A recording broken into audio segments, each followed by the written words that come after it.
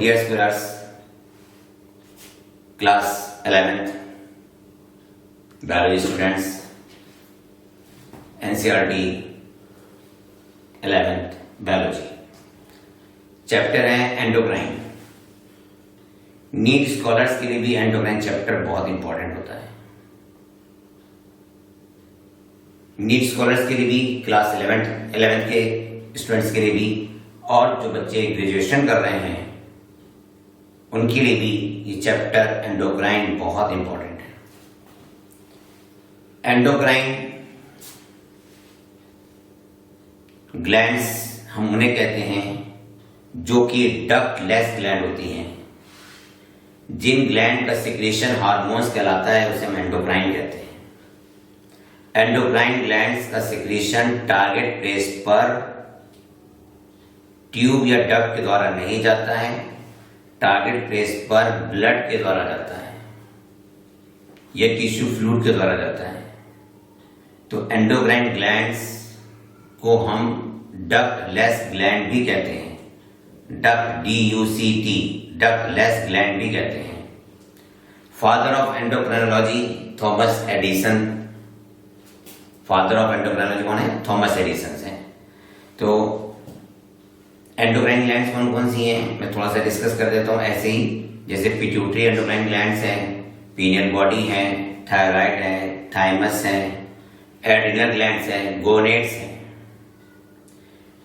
तो dear students, आज मेरा टॉपिक है थायराइड ग्लैंड। थायराइड ग्लैंड का नेचर कैसा है? एंडोक्राइन। आपने देखा होगा कुछ लोगों का गर्दन यहां से फूली भी होती है, बॉल लगे से फूल जाती है ना, उसको कहते हैं ना ग्वाइटर। आम भाषा में कहते हैं घेंगा हो गया, इसको घेंगा। तो जो घेंगा रोग है, जो ग्वाइटर डिजीज है ना, ये थायराइड एंडोक्राइन ग्लैंड से रिलेटेड है। तो आज हम वही डिस्कस करेंगे ना। और आपने ये भी सुना होगा ना कि नमक कौन सा खाना है? आयोडीन वाला खाना है। आयोडीन युक्त नमक यूज करें, मतलब जो हम साल्ट यूज कर रहे हैं वो आयोडीनाइज्ड होना चाहिए। आयोडीनाइज्ड साल्ट खाना चाहिए। क्यों? क्योंकि उसमें आयोडीन है, और आयोडीन क्या करता है? थायरॉक्सिन हार्मोन बनाता है। और जब थायरॉक्सिन हार्मोन बन जाता है तो हमारी बॉडी की प्रॉपर ग्रोथ भी होती है, बॉडी सारे फंक्शन नॉर्मल रहते हैं, मेंटल ब्रेन का डेवलपमेंट भी नॉर्मल हो जाता है। ठीक। अगर आयोडीन नहीं खाएंगे तो थायरॉक्सिन कम बनेगा, ग्लैंड को ज्यादा काम करना पड़ेगा, ग्लैंड स्वेल कर जाती है। तो तुमने देखो ना कि यहाँ पे गर्दन में एक बॉल स्ट्रक्चर से फूल जाता है, तो उससे हम क्या कहते हैं? ग्वाइटर कहते हैं। तो आज का टॉपिक हमारा क्या है? Thyroid gland. आज का टॉपिक है थायराइड ग्लैंड।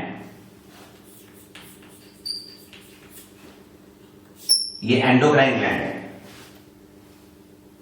एंडोक्राइन ग्लैंड है। पहले इसकी पोजीशन देखते हैं। देखिए पोजीशन में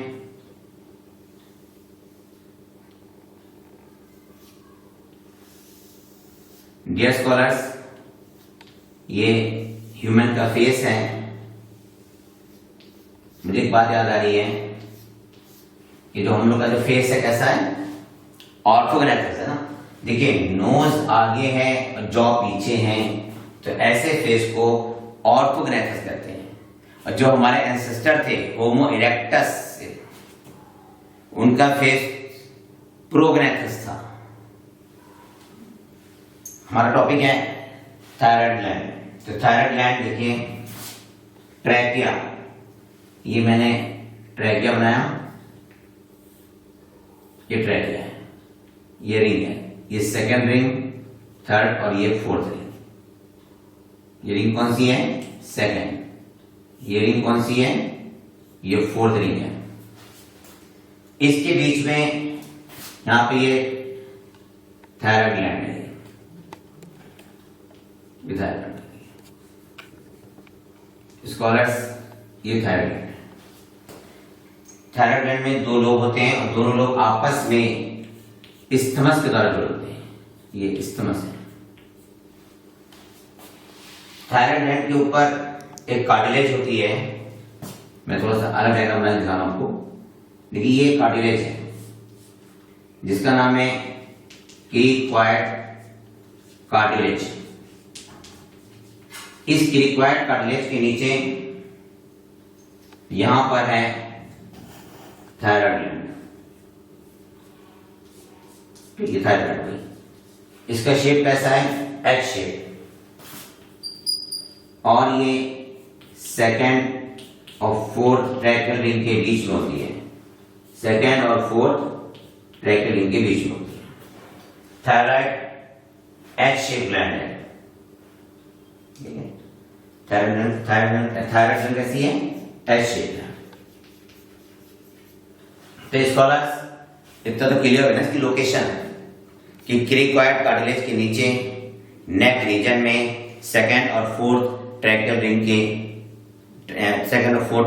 के लेवल पर थायराइड ग्लैंड की जो पोजीशन है ना, वो सेकंड और फोर्थ ट्रैकियल रिंग के लेवल पर है।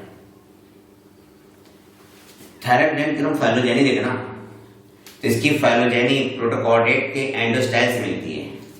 इस थायराइड ग्लैंड की हम फाइलोजेनी देखते हैं, फाइलोजेनी, तो इसकी फाइलोजेनी किससे मिल रही है? प्रोटोकॉर्डेट के एंडोस्टाइल से मिल रही है ना। प्रोटोकॉर्डेट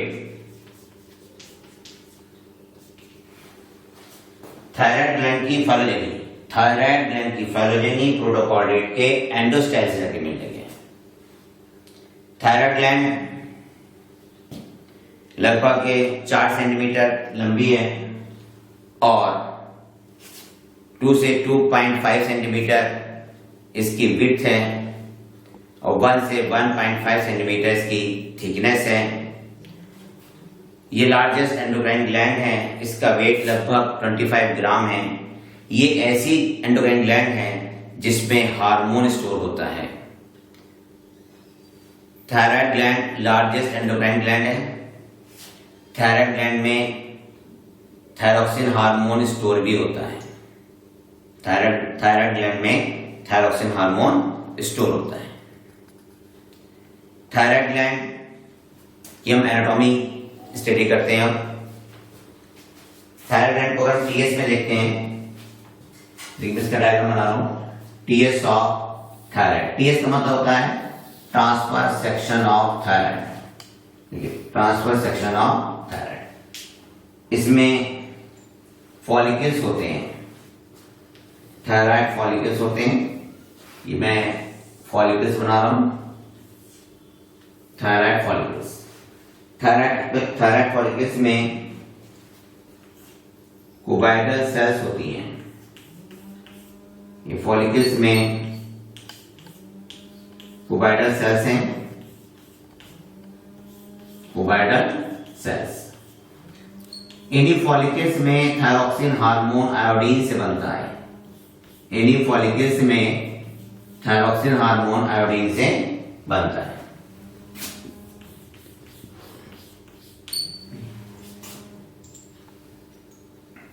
ये कुबाइडल सेल्स हो गई।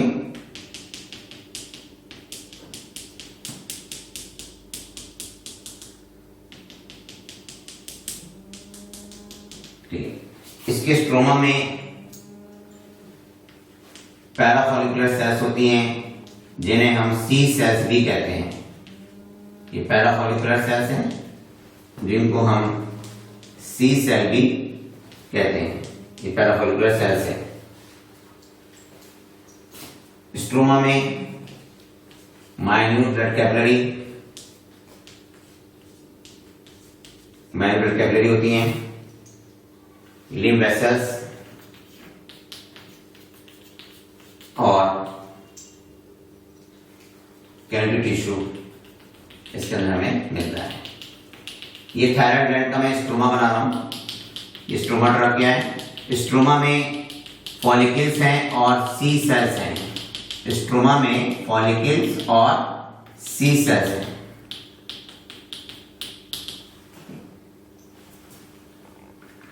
स्ट्रोमा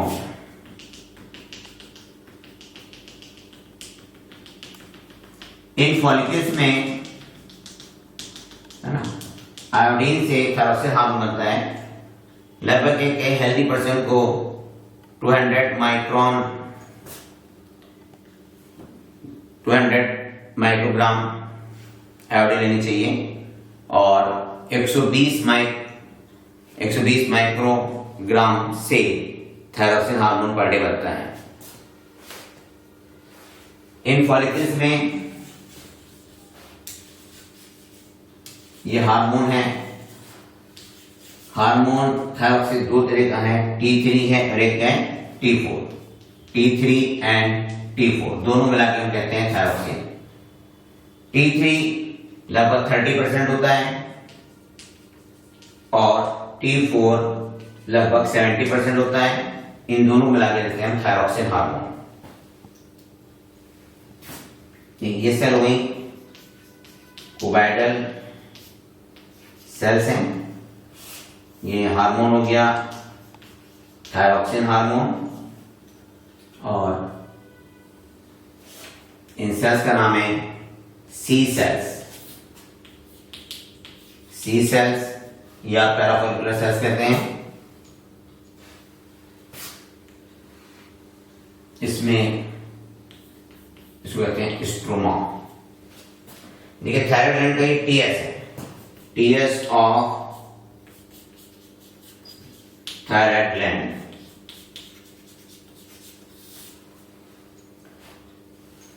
टीएस में फॉलिकल्स हैं, थायराइड फॉलिकल्स की सेल्स क्वाइडल टिश्यू बनी हुई है, क्वाइडल सेल्स हैं। इसके अंदर T3 T4 हार्मोन रहता है। स्ट्रोमा में blood capillary, lymph capillary. Stroma में पैराफोलिकुलर सेल्स हैं जिनको हम सी सेल्स भी कहते हैं। थायरॉक्सिन हार्मोन आयोडीन से बनता है। फंक्शन ऑफ थायरॉक्सिन हार्मोन, ये physiology of thyroxine hormone. Thyroxine hormone metabolic rate को इंक्रीज करता है। Thyroxine hormone increase the metabolic rate. Thyroxine hormone enzymes की सिंथेसिस को प्रमोट करता है। Thyroxine hormone promote the synthesis of enzymes. Thyroxine promote the synthesis of protein. Thyroxine protein की synthesis, protein के निर्माण को भी प्रेरित करता है। देख फिर सुनाइए आप, थायरॉक्सिन मेटाबॉलिक रेट को इंक्रीज करता है, मेटाबॉलिक रेट को बढ़ाता है। थायरॉक्सिन प्रोटीन सिंथेसिस को प्रमोट करता है, मतलब प्रोटीन के निर्माण को बढ़ाता है। थायरॉक्सिन हार्मोन कार्बोहाइड्रेट के ऑक्सीडेशन को प्रमोट करता है, मतलब कार्बोहाइड्रेट का ऑक्सीकरण करता है। Thyroxine promote the oxidation of carbohydrate. Thyroxine promote the oxidation of carbohydrate. Thyroxine carbohydrate के ऑक्सीडेशन को इंक्रीज करता है। थायरॉक्सिन माइटोकॉन्ड्रिया की संख्या को बढ़ाता है। थायरॉक्सिन एटीपी के प्रोडक्शन को बढ़ाता है। थायरॉक्सिन सेल डिवीजन को इंक्रीज करता है। थायरॉक्सिन ग्रोथ को प्रमोट करता है। थायरॉक्सिन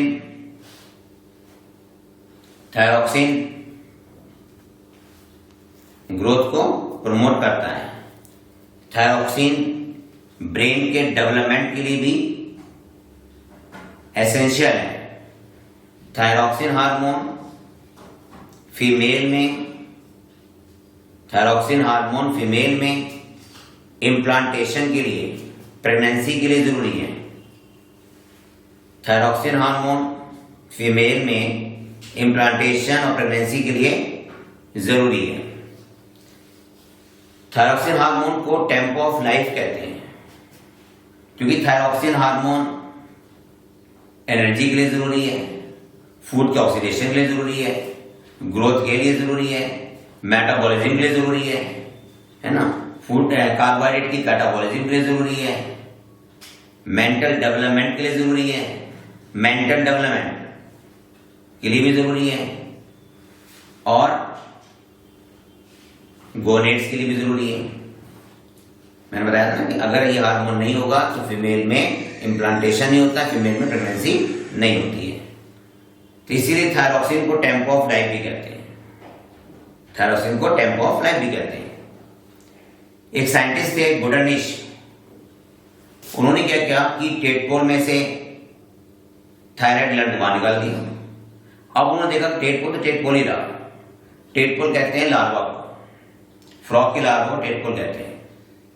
इसी तरह से एक एम्फीबियंस है जिसका नाम है सैलामेंडर। सैलामेंडर का लार्वा है एक्सोलॉटल। उस एक्सोलॉटल लार्वा की अगर थायराइड ग्लैंड को निकाल दें तब वो लार्वा ही रहता है, बल्कि लार्वा में गोनेट्स डेवलप हो जाते हैं और वो सेक्सुअली रिप्रोड्यूस करने लगता है। तो जब लार्वा सेक्सुअली रिप्रोड्यूस करता है तो उसे कहते हैं पीडोजेनेसिस। पीडिया माने क्या होता है?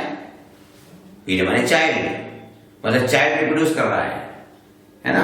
तो लार्वा जब सेक्सुअली मैच्योर होकर रिप्रोड्यूस करता है तो उसे कहते हैं पीडोजेनेसिस, है ना।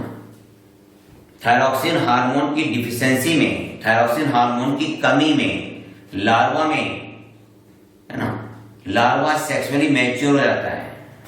लार्वा में गोनेट्स डेवलप हो जाते हैं जिसे कहते हैं नियोटेनी। उसे कहते हैं हम नियोटेनी। मैं एक बार रिवाइज करूं। साइंटिस्ट कौन है? गुडर्निश। इन्होंने क्या किया? इन्होंने टेडपोल में से थायराइड ग्लैंड को बाहर निकाल दिया। अब टेडपोल में मेटामॉर्फोसिस नहीं होती है, टेडपोल ही रहता है, बल्कि टेडपोल में सेक्स ऑर्गन डेवलप हो जाते हैं और वो सेक्सुअली रिप्रोड्यूस करने लगता है। तो जब लार्वा सेक्सुअली रिप्रोड्यूस करता है तो उसे पीडोजेनेसिस कहते हैं। जेनेसिस माने किसी चीज का बनना, पीडो माने चाइल्ड, है ना। तो पीडोजेनेसिस, लार्वा का सेक्सुअली रिप्रोड्यूस करना पीडोजेनेसिस कहलाता है। लार्वा में सेक्स ऑर्गन बन जाते हैं जब उसमें से हम थायराइड ग्लैंड निकाल देते हैं, ये जब उसमें थायरॉक्सिन हार्मोन कम हो जाता है तो उसे हम कहते हैं नियोटेनी। क्या कहते हैं उसे हम? नियोटेनी। एम्फीबिया है सैलामेंडर, उसका लार्वा है एक्सोलॉटल। एक्सोलॉटल लार्वा आयोडीन की डिफिशिएंसी में, थायरॉक्सिन हार्मोन की कमी में, है ना, सेक्सुअली मैच्योर होकर रिप्रोड्यूस करने लगता है, जिसे हम पीडोजेनेसिस कहते हैं। और उसके अंदर जब सेक्स ऑर्गन डेवलप हो जाते हैं तो उसे नियोटेनी कहते हैं। ये मैं डिस्कस कर रहा था कि थायरॉक्सिन हार्मोन मेटामॉर्फोसिस के लिए जरूरी है। मेटामॉर्फोसिस क्या? देखिए, लार्वा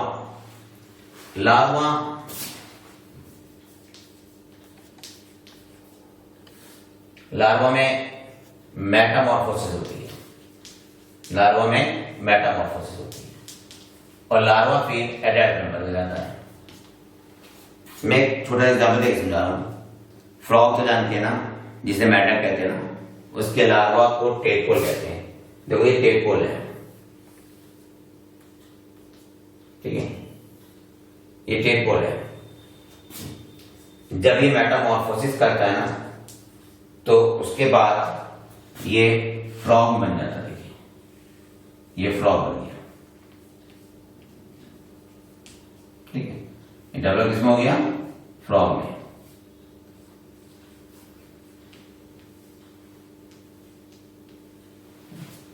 तो लार्वा से फ्रॉग बना, मेटामॉर्फोसिस।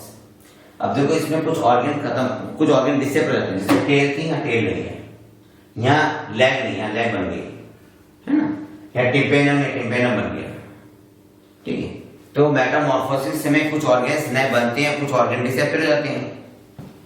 तो यहाँ पे देखिए लार्वा से जो एडल्ट बना फ्रॉग, तो कुछ ऑर्गन तो डिसेपरेट हुए और कुछ नए ऑर्गन बन गए, तो इसे कहते हैं मेटामॉर्फोसिस। लेकिन मेटामॉर्फोसिस कब हो रही है? जब यहाँ पे हार्मोन कौन सा है? थायरॉक्सिन हार्मोन है।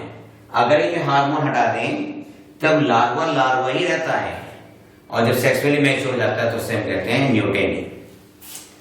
थायरॉक्सिन हार्मोन की डिफिशिएंसी से कौन कौन से डिसऑर्डर होते हैं, आइए डिस्कस करते हैं। Hyposecretion of thyroxine, hyposecretion of thyroxine, thyroxine hormone की कमी। अगर थायरॉक्सिन हार्मोन की कमी चाइल्ड में होती है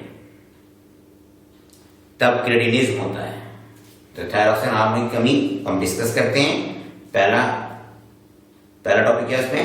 क्रेटिनिज्म, थायराइड क्रेटिनिज्म। अगर चाइल्ड में थायरॉक्सिन हार्मोन की डिफिशिएंसी हो जाती है, चाइल्ड में थायरॉक्सिन हार्मोन कम हो जाता है,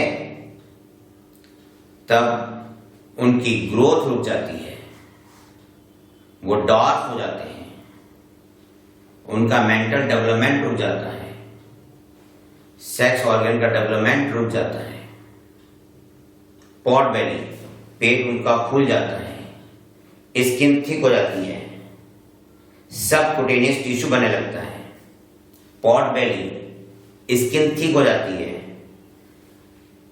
स्किन रफ हो जाती है, टीथ की ग्रोथ स्लो होती है, टीथ भी की जो ग्रोथ होती है स्लो होती है, आईक्यू लेवल कम हो जाता है, उसे कहते हैं थायराइड क्रिएटिनिज्म। ठीक है, अगर थायरॉक्सिन हार्मोन कम हो गया ना तो बौने हो जाते हैं, ध्यान रखना।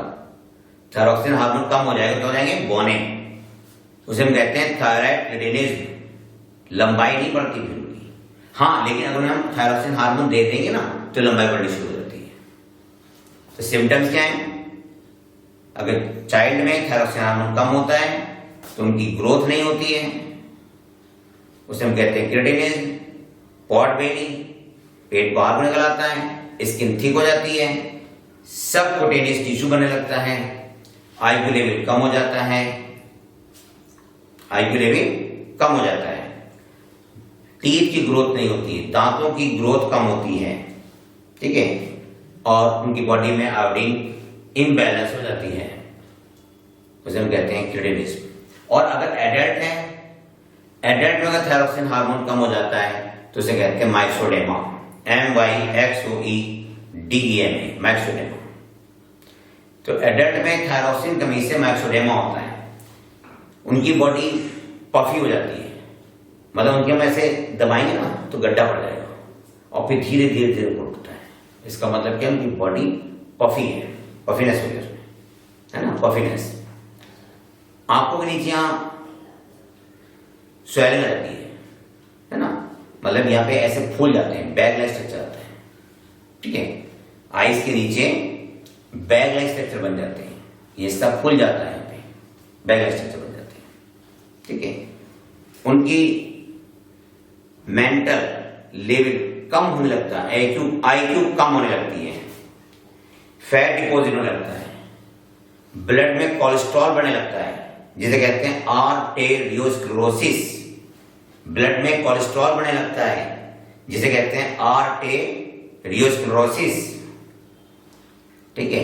मेंटल लेवल कम हो जाता है, गोनेट्स वीक हो जाते हैं, गोनेट्स वीक हो जाते हैं, इनका बॉडी वेट बढ़ने लगता है, मतलब मोटे हो जाते हैं, हार्ट रेट कम होने लगता है, लेजी हो जाते हैं, ठीक है, आइज के नीचे बैगिनेस हो जाता है, ठीक। ये हो गया मैक्सोडेमा। मैक्सोडेमा किसमें होता है? एडल्ट में होता है। तीसरी डिजीज है simple goitre. Simple goitre, simple goitre endemic disorder है। एंडेमिक उस डिजीज को कहते हैं जो एक पर्टिकुलर एरिया में होती है, उसे एंडेमिक बोलते हैं। ज्यादातर हिल एरिया में होता है सिंपल ग्वाइटर। सिंपल ग्वाइटर होता है मोस्टली हिल एरिया में होता है। तो सिंपल ग्वाइटर आयोडीन की डिफिशिएंसी से होता है। ग्लैंड्स को एक्स्ट्रा वर्क करना पड़ता है, जिससे ग्लैंड स्वेल कर जाती है ना, ग्लैंड स्वेल कर जाती है। देखिए जिनको सिंपल ग्वाइटर होता है उनमें ये फेस उनका, ठीक है, फेस है, तो नेक रीजन जो होता है थोड़ा सा ऐसे फूल जाता है, तो इसको हम ग्वाइटर बोलते हैं। नीचे क्या आता है? Goitre, goitre, simple goitre. ये आयोडीन की कमी से हुआ। अगर हम उसको बाहर से आयोडीन दे देंगे, है ना, तो नॉर्मल हो सकता है। इसमें लिया आप simple goitre endemic disorder. Simple goitre कैसा है? एंडेमिक डिसऑर्डर है, मतलब एक पर्टिकुलर एरिया में होता है। ग्लैंड एक्स्ट्रा वर्क करने से स्वेल कर जाती है, ग्लैंड एक्स्ट्रा वर्क करने से स्वेल कर जाती है। नेक्स्ट है हाशिमोटो डिजीज। बड़ा इंटरेस्टिंग है हाशिमोटो डिजीज, बहुत ज्यादा इंटरेस्टिंग है हाशिमोटो डिजीज। हाशिमोटो डिजीज बहुत इंटरेस्टिंग डिजीज है। देखिए समझिए, ये पर्सन है, इस पर्सन में थायरॉक्सिन हार्मोन की डिफिशिएंसी हुई। इसमें थायरॉक्सिन हार्मोन की डिफिशिएंसी हुई। जब थायरॉक्सिन हार्मोन इसमें कम हो गया तब इसने बाहर से, है ना, थायरॉक्सिन की ड्रग ली, टैबलेट्स, और उसको उसने खाना शुरू किया। ये ड्रग, है ना, उसके फूड पाइप से उसके स्टमक में आ गई, है ना। तो ये कौन सी ड्रग है? इसने थायराइड ड्रग या टैबलेट उसने यूज करी। इसकी बॉडी में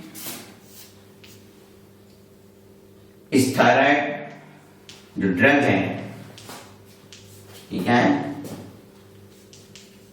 थायराइड टैबलेट कह लें या ड्रग कह लें, इसके अगेंस्ट एंटीबॉडी बन गई। ये एंटीबॉडी बनी। इस एंटीबॉडीज ने इनको डिस्ट्रॉय किया, इनको डिस्ट्रॉय किया।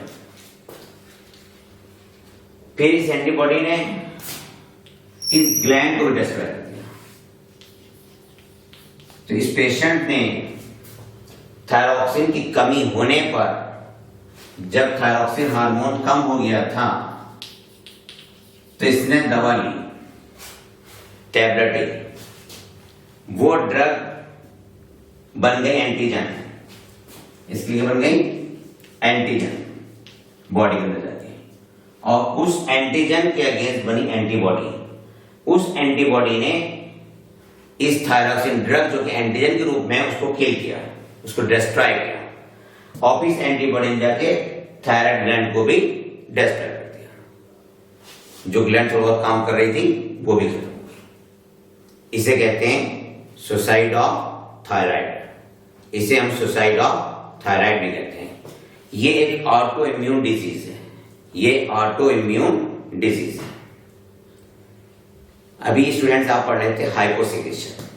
हाइपोसिक्रेशन में आपने पढ़ा, अगर बच्चों में कमी होती है तो क्रिएटिनिन, एडल्ट में कमी होती है तो मैक्सोडेमा, आयोडीन कम हो जाती है तो सिंपल वाटर, और अगर थायरॉक्सिन कम होने पर ड्रग एंटीजन के रूप में काम करती है तब हाशिमोटो डिजीज होती है, जिसे सुसाइड ऑफ थायराइड कहते हैं। अब हम स्टडी करते हैं हाइपरसिक्रेशन। अगर थायरॉक्सिन हार्मोन बढ़ जाता है, अगर थायरॉक्सिन हार्मोन का सिक्रेशन बढ़ जाता है, तब एक्सोथैल्मिक वाटर होता है।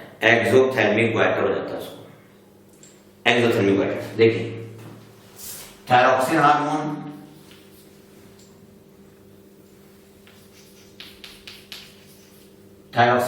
का सिक्रेशन बढ़ गया। जब थायरॉक्सिन हार्मोन का सिक्रेशन बढ़ता है तो देखिए, ये एक मैं फेस बना रहा हूं बताने के लिए कि कैसा हो जाएगा। इसकी जो आईलिड्स, ये नॉर्मल आईज हैं, इसमें बल्जिंग ऑफ आईबॉल, इसकी आंखें बाहर को निकल आएंगी। बल्जिंग ऑफ आईबॉल, है ना, ऐसा रहेगा जैसे ये, है ना, घूर रहा है, स्टॉर्मिंग की तरह हो जाएगा इसका, है ना, बल्जिंग ऑफ आईबॉल।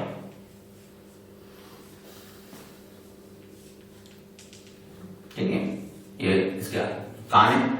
देखिए, बल्जिंग ऑफ आईबॉल, आईबॉल बाहर को निकल रहा है, ऐसे वैसे घूर रहा है, बल्जिंग ऑफ आईबॉल। इसका वेट डिक्रीज होने लगेगा, इसका वेट लॉस होगा, इसमें एक्साइटमेंट ज्यादा होंगी, हार्ट रेट बढ़ जाएगा, है ना, इसमें एक्साइटमेंट ज्यादा होगा, बल्जिंग ऑफ आई बॉल, ठीक है, हार्ट रेट बढ़ गया, वेट लॉस होने लगता है, ठीक है। और मेंटल डिसऑर्डर, साइकेट्रिक जिसे कहते हैं ना, थोड़ा सा मेंटल डिसऑर्डर हो जाएगा इसको। नर्वसनेस हो जाएगा, ठीक है। स्वेटिंग, पसीना ज्यादा आएगा, ठीक है। ये हो गया एक्सोथर्मिक क्वाइटर। स्कॉलर से याद रखना, अगर थायरॉक्सिन हार्मोन ज्यादा हो जाता है, मतलब hyper secretion of thyroxine leads to the exothermic goitre. ये कौन सा क्वाइटर है? एक्सोथर्मिक। इसे हम कहते हैं एक्सोथर्मिक ग्वाइटर। ये एक्सोथर्मिक ग्वाइटर।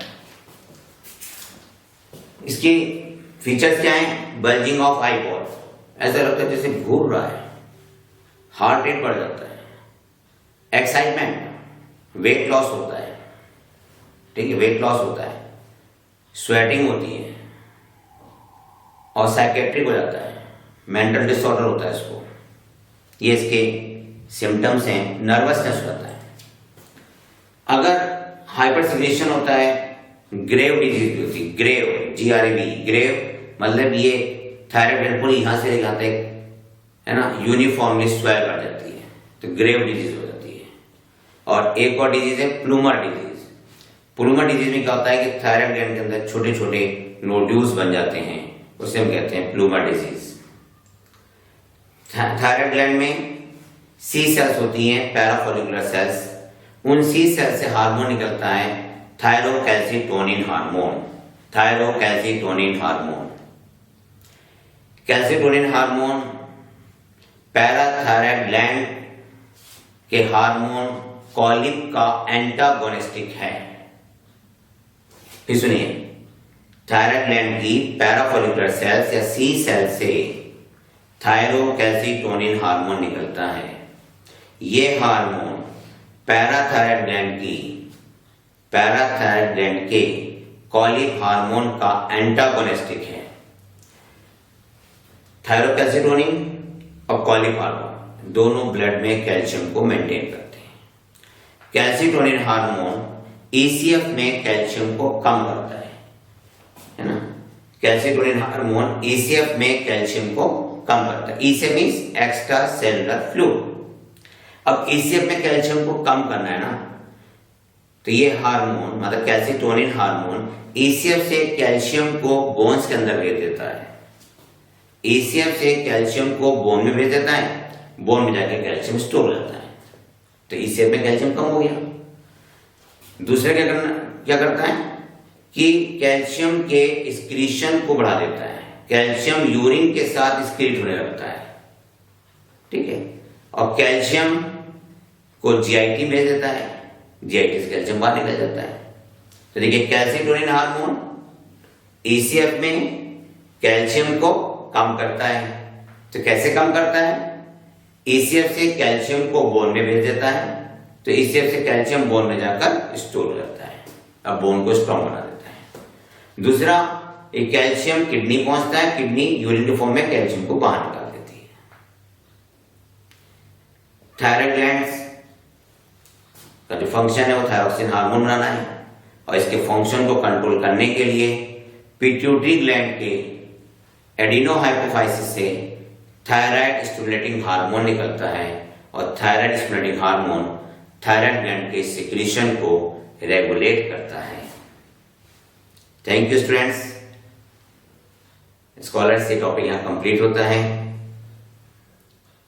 आप मेरे लेक्चर को लाइक भी करें और मेरे चैनल को सब्सक्राइब भी करें। स्कॉलर्स, मेरी वीडियोस टॉपिक पर बेस्ड हैं, और मैंने नीट स्कॉलर्स के लिए पूरे चैप्टर्स अंडरलाइन करके यूट्यूब पे सेंड कर रखे हैं। आप यूट्यूब से मेरे चैप्टर्स की NCERT के 11th और 12th के चैप्टर्स को लेकर अंडरलाइन करें, और वो नीट में बहुत यूजफुल है, बहुत ज़्यादा यूजफुल है। आप मेरे टॉपिक्स को या मेरी वीडियो को सर्च करने के लिए टॉपिक से पहले जैदी सर लगा देंगे तो बहुत ईजिली सर्च कर लेंगे। Thank you, wish all the best.